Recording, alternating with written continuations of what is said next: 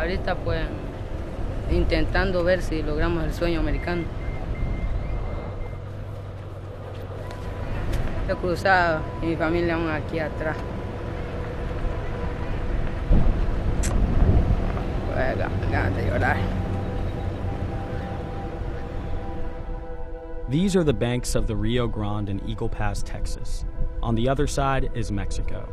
And a group of people from Central America has just waded into the water to cross into the United States. Some are carrying small children. The riverbed is uneven and the currents are unpredictable. Taking one wrong step could mean getting swept away. Then, U.S. Border Patrol intervenes.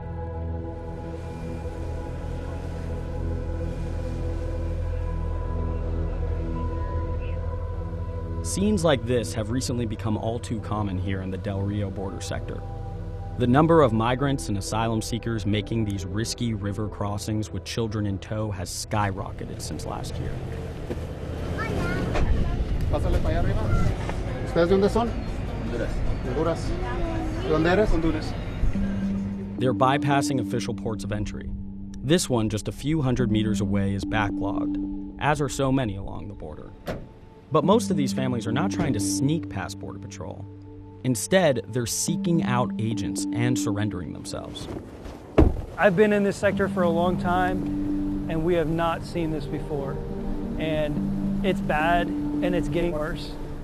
Brian Kemet has been with Border Patrol for over 2 decades. This area right here is ground zero.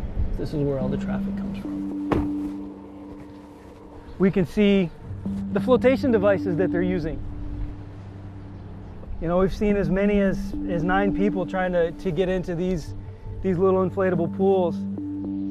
Kemet says agents historically have seen single adults crossing the river here. Now it's mostly families with younger and younger children. He says Border Patrol resources are stretched thin. There's a lot of care that has to be taken with families, the feeding and changing the diapers and making sure that everybody that has to go to the hospital is taken to the hospital. Tending to families has become a part of the agent's daily routine. We have a job to do. We enforce the laws that Congress passed, but we are also making sure that while we're enforcing the laws, the migrants are safe, and if they become distressed, we quickly go to rescue mode. But they can't always get to everyone. Just a month ago, a raft crossing the river at night overturned. A 10-month-old and a 7-year-old drowned. Locals have captured images of people struggling for their lives and bodies washing up on the river's shore. Un cuerpo sin vida. Border Patrol has counted 7 drownings since October, but they say there could be more that are unaccounted for. They got a kid with them. They have a kid with them? Yeah, in the middle. How young? Like 8. You think we should pick him up? Yeah.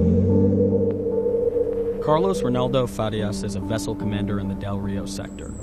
Hey bro, I'm gonna get downriver of them, okay? If he sees migrants in distress or with children in the water, his task is to rescue them. Señora, va a subir el niño primero, okay? Y luego usted, señora, la embarazada. Hey, I'm gonna go neutral, all right? Okay, dame la mano. Neutral. Okay, señora. Quita la escalera. Arriba. Since October, there have already been over 300 people rescued here, up from only 31 the year before. That's an increase of 900%. We're not chasing after people as much.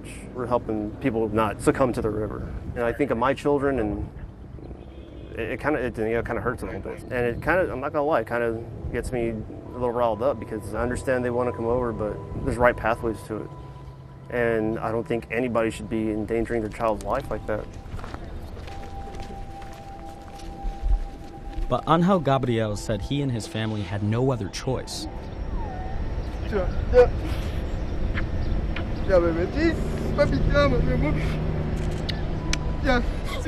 He said they fled Honduras after being targeted by local police because of a complaint he had filed against them. Una detención ilegal y abuso de autoridad. Luego de eso, pues, me los llevé a juicio, les gané. Me indemnizaron por una parte, pero 15 días después recibí el atentado en mi casa. Por eso me vi obligado a salir y dejar todo atrás. Like others we spoke to, they've come to claim asylum in the U.S. But the current administration has restricted the number of asylum seekers who can come through official ports of entry and be processed daily. In some places, it can take months to get through, and some people say they can't wait that long. Angel said he and his family had been in Mexico since January before deciding to make the treacherous trek across the river. Me dediqué a mi trabajo, la profesión que yo sé de mi trabajo, todo lo que es construcción, soldadura, electricidad, etc. Y gracias a mi trabajo pues logré sobrevivir con mi familia a todo México durante estos 4 meses y semanas. Y bueno, hasta hoy porque ya no teníamos dinero como estar sobreviviendo ya. Sí. Como le digo, me siento agradecido que mi familia esté bien. Sí.